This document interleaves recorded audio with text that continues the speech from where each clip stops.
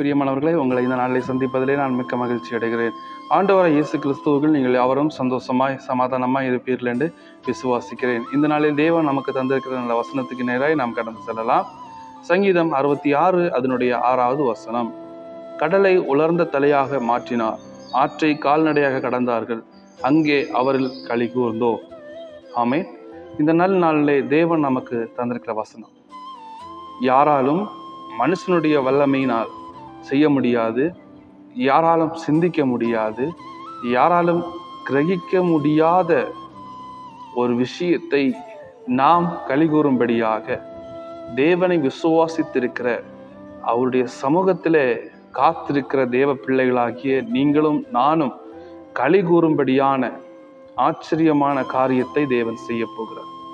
ஆதி நாட்களில் அவர் செய்த அற்புதம் அது கட்டுக்கதை அல்ல.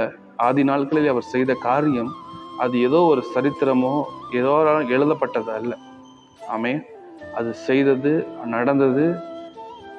தேவனுடைய பிள்ளைகள் அவரை நம்பினதுனாலே அவர்கள் பெற்றுக்கொண்ட ஆசீர்வாதம், பெற்றுக்கொண்ட ஆச்சரியமான அற்புதம். அதை இந்த நாளிலே நாம் மகிழும்படியாக அவர் செய்ய போகிறார். கடலை உலர்ந்த தரையாக மாற்றினார். ஆமென். யாராலும் முடியாத ஒரு அற்புதம்.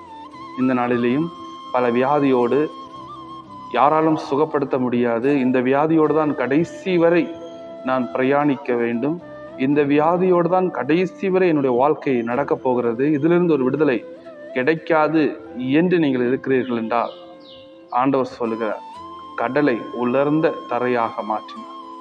முடியாதென்று மனுஷனுடைய கண்ணிலே இருக்கும், முடியாதென்று ஜனங்கள் சொல்லுவார்கள். ஆனால் தேவன் சர்வ வல்லமை உள்ளவர் கடலை உலர்ந்த தரையாக மாற்றினார் என்றால் உங்களுடைய வாழ்க்கையிலையும் எது முடியாதென்று, எது நடக்காதென்று மனுஷர்கள் வாக்குரைத்தார்களோ அதை அவர் மாற்றும். ஆமென்.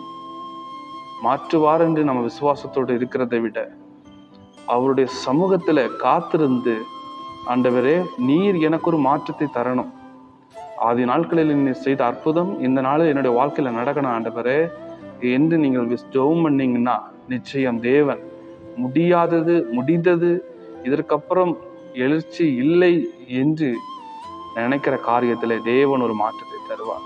ஆச்சரியப்படும் விதமாக அற்புதம் என்று, அதிசயம் என்று ஜனங்கள் கூறும் அளவுக்கு ஒரு மாற்றத்தை தருவார்.